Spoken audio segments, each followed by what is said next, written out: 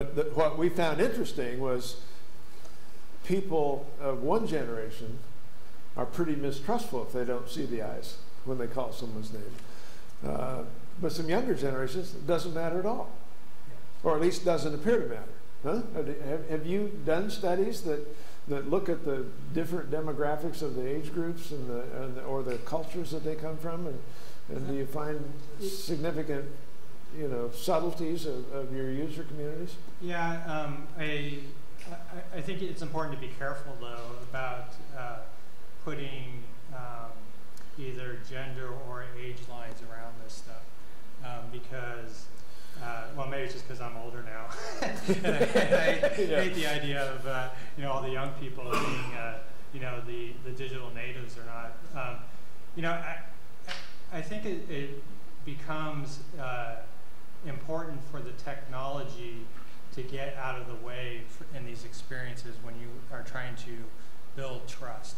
And I do think that some of the interaction that we see on age differences might be more hierarchical than age specific. So it's sort of the organizational history? Yeah, so when you've got, yeah, exactly. Okay. Yeah, so, it tends to be more that the older people, not always, but they tend to be in more of a position of hierarchy and that they want to make the eye contact with their peer who's also in a position of hierarchy rather than it being age related. I've seen some pretty amazing things come out of people who are, not in the 20-something, generation. I mean, I don't know. Maybe I'm just playing to my panel here because it looks like we're all out of the 20-something generation. But I mean, I do see some pretty amazing things come out of people who are not. Marty, it looked like you were bursting to say something there. Yeah, I think there's an interesting behavioral change that occurs. So most people are used to meeting on audio-only calls. And what you notice on audio-only calls is that people are doing what a lot of you in the audience are doing. You're doing your email while you're listening, right? That's very productive. And I think what you end up seeing among people when they're on a video conference is a change of behavior. And it's both a barrier. That is, we've talked to people who say, I don't want to be on video because I want to be doing email, versus you're on the video conference, and if it's really engaging, what happens is you stop doing something else. That is, you focus on communicating with the other person or people that you're meeting with.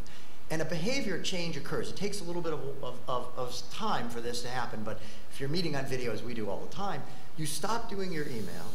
Meetings are shorter. You're really focused in on what it is. The people who are in the meeting are focused, and then they get their work done and they go. It's not because a meeting's in a half an hour or an hour or whatever it is that people are just stuck there.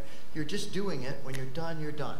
So I think that what video has done is, and will do, when you have this high quality and you're looking at them from the chest up, sort of this telepresence experience, is that it will change how people interact. And I think you'll see less multitasking and a higher quality focus. I've got a question for the panel around that, which is, do you think that over time as the cultural norms develop and that everything is recorded and when everything's on video all the time, that the line between, that social construct of not multitasking will break down over time?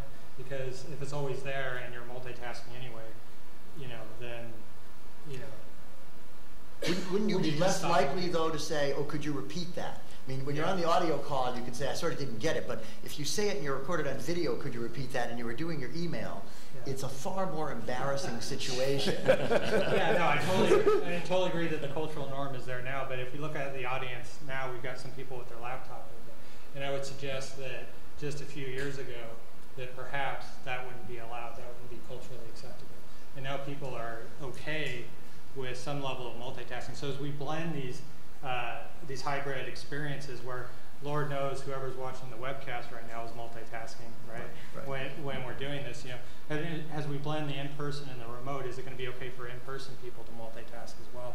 And as we have these mobile devices, when you can have a richer experience. I don't know, on the previous panel, I was sitting there following Twitter when we were watching the panel, right? Because it was a richer experience for me to blend those two things together.